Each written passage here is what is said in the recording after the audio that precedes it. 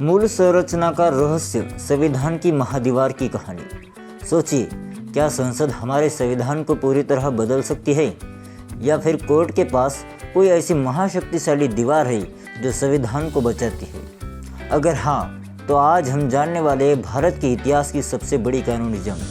नमस्ते दोस्तों, स्वागत है आपका लर्न वी स्टोरीज में। आज हम आपके लिए लाए हैं मूल संरचना, बेसिक स्ट्रक्चर का रहस्य।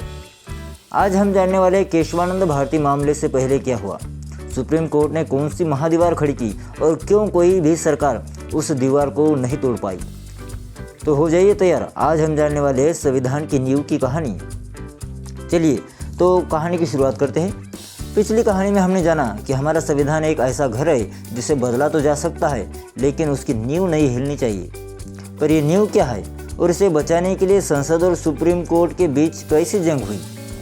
तो चलिए आज हम इसी संविधान की मूल संरचना, बेसिक स्ट्रक्चर के रहस्य को एक एक करके खोलते हैं।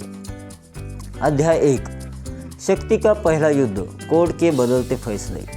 आज़ादी के बाद संसद को लगा कि देश को आगे बढ़ाने के लिए कुछ बड़े बदलाव करने जरूरी है। यह कैसा हुआ, इसे जानते हैं। शंकरी प्रसाद मामला 1951। संसद ने जब पहला संशोधन किया तो यह मामला कोर्ट पहुंचा।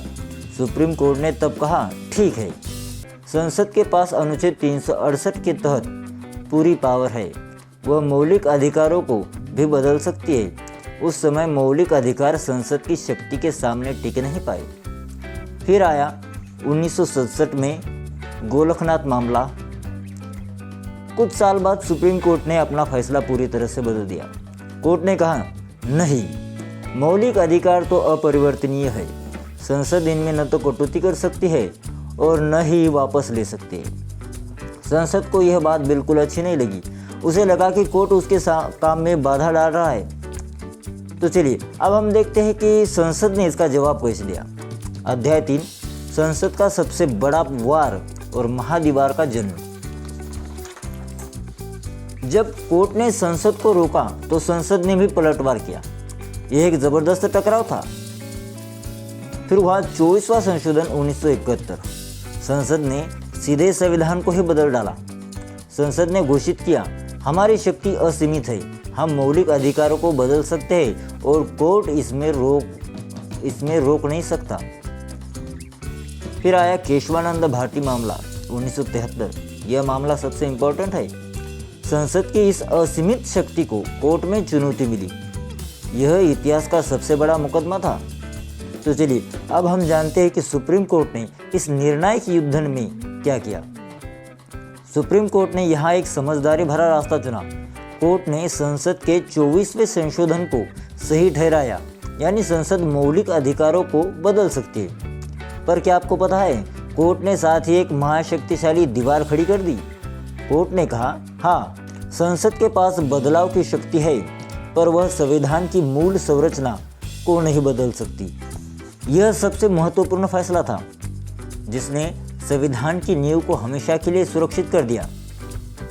अध्याय 3, दीवार की परीक्षा और अंतिम मुहर। इस मूल संरचना के सिद्धांत को तुरंत ही परखा गया। इंदिरा गांधी मामला 1975।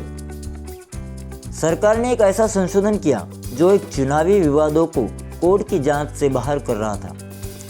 सुप्रीम कोर्ट ने कहा, रुको, यह प्रावधान तो मूल संरचना न्यायिक समीक्षा को तोड़ रहा है, इसलिए यह रद्द होता है। इस फैसले ने दीवार की मजबूती साबित कर दी। फिर आया मिनर्वा मिल मामला 1980 में। संसद ने एक बार फिर कोशिश की और कहा कि हमारी संशोधन शक्ति पर कोई सीमा नहीं है। सुप्रीम कोर्ट ने इस कोशिश को भी अमान्य कर दिया। कोर्ट ने जोर देकर कहा कि सीमित शक्ति को असीमित शक्ति में बदलना संविधान की मूल विशेषता को ही नष्ट करना है।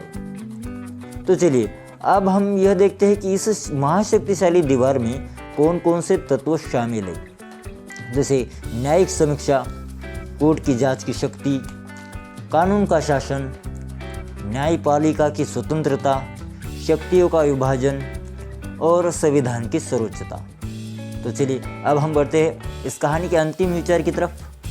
तो आज हमने इसके बारे में जाना कि कैसे हमारे संविधान में मूल संरचना का सिद्धांत लोकतंत्र में शक्ति का संतुलन बनाए रखता है। तो चलिए इस खूबसूरत विचार के साथ इस कहानी को खत्म करते हैं कि हमारा संविधान कोई पुरानी न बदलने वाली चीज़ नहीं है, बल्कि यह एक जिंदा दस्तावेज है जो देश की ज़रूरतों के साथ कदम से कदम मिलाकर चलता है। यह लचीलापन ही इसे इतना मजबूत बनाता है। तो दोस्तों, देखा आपने, यह मूल संरचना का सिद्धांत ही जो हमारे देश को तानाशाही से बचाता है। यह एक सोची समझी प्रक्रिया है जो हमारे देश को समय के साथ आगे बढ़ाने में मदद करती है।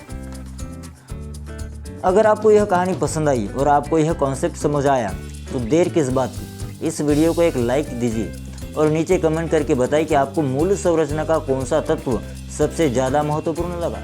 और हाँ, ऐसे ही कठिन टॉपिक्स को कहानियों में बदलने के लिए हमारे चैनल को सब्सक्राइब करना बिल्कुल मत भूलिएगा। मिलते हैं अगले वीडियो में एक और नई और ज़बरदस्त कहानी के साथ। तब तक के लिए सीखते रहिए और आगे बढ़ते रहिए। जय हिंद, धन्यवाद।